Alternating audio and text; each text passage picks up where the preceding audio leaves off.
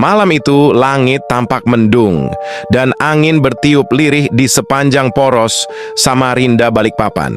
Sebuah bis pariwisata berpenumpang rombongan mahasiswa tengah melakukan perjalanan liburan menuju Balikpapan.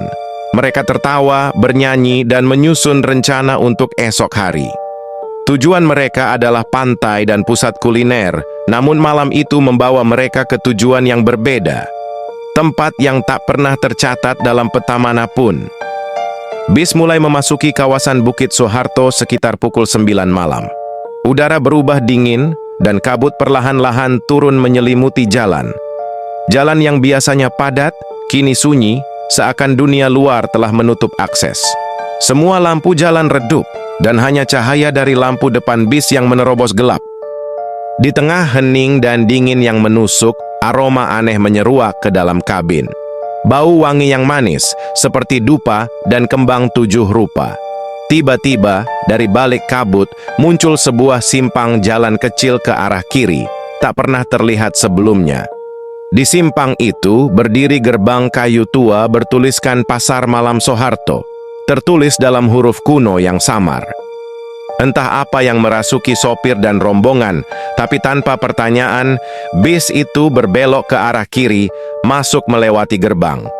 Yang mereka lihat di balik gerbang bukanlah hutan, melainkan sebuah pasar malam yang meriah, penuh warna, dan ramai pengunjung. Cahaya lentera menggantung di udara, namun tidak tampak tiang penyangganya. Musik gamelan terdengar samar, dan aroma makanan tradisional menguar dari berbagai penjuru. Semua tampak ajaib, terlalu indah, terlalu sempurna. Mereka turun dari bis. Wajah-wajah asing menyambut mereka, mengenakan pakaian kuno, seperti dari abad-abad silam. Tak ada ponsel, tak ada papan harga, dan semua transaksi dilakukan dengan senyuman dan tatapan mata kosong. Para mahasiswa berjalan-jalan, tertawa, dan membeli barang-barang unik. Kain tenun halus, keris berukir, dan manisan warna-warni yang tidak mereka kenal namanya. Tapi waktu tak terasa di sana. Tidak ada jam, tidak ada malam ataupun pagi. Mereka terjebak dalam kesenangan yang aneh, tidak lapar, tidak mengantuk. Mereka hanya berada, seperti ditidurkan dalam mimpi panjang. Namun mimpi itu pecah saat salah satu dari mereka menyadari bahwa semua pengunjung lainnya tidak menginjak tanah. Kaki mereka menggantung sedikit di atas permukaan. Mereka bukan manusia, dan mereka tidak pernah berhenti menatap rombongan mahasiswa itu seolah sedang menilai nilai tukar masing-masing jiwa. Mereka berusaha keluar, tapi jalan keluar telah tertutup. Gerbang yang mereka lewati telah hilang. Pasar malam berubah bentuk, lampunya meredup, suara musik menjadi sumbang, dan para penjajah mulai mendekat perlahan satu demi satu sambil tersenyum tanpa bibir. Dalam kepanikan, mereka berlari kembali ke arah datang. Anehnya, bis mereka masih ada, utuh dan menunggu dalam keheningan. Tanpa banyak bicara, mereka semua masuk. Sopir menyalakan mesin, dan kali ini, tanpa sadar, jalan menurun terbuka seperti ditelan kabut. Mereka melaju tanpa tahu arah.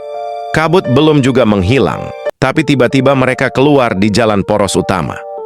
Papan bertuliskan Samarinda 18 km terpampang jelas. Mereka berhenti di pos polisi terdekat untuk meminta bantuan. Namun dunia nyata memberikan kejutan baru. Menurut catatan polisi dan laporan pencarian, mereka telah hilang selama 3 hari. Padahal bagi mereka, waktu di pasar gaib itu hanya terasa seperti 2 atau 3 jam. Yang lebih aneh lagi, semua barang yang mereka beli di pasar malam telah berubah. Kain tenun menjadi kain usang berlumuran tanah. Manisan berubah menjadi belatung dan tanah basah.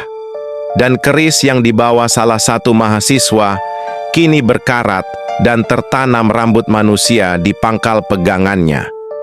Sejak itu, banyak dari mereka mengalami mimpi buruk. Suara musik pasar malam terus terdengar saat tidur. Beberapa mulai bicara sendiri, memanggil para penjajah gaib yang pernah mereka temui. Ada satu hal yang paling menyeramkan. Setiap tahunnya, tepat di tanggal yang sama, ponsel mereka akan menerima satu pesan singkat. tanpa nomor pengirim, tanpa suara. Hanya satu kalimat. Pasar kami selalu terbuka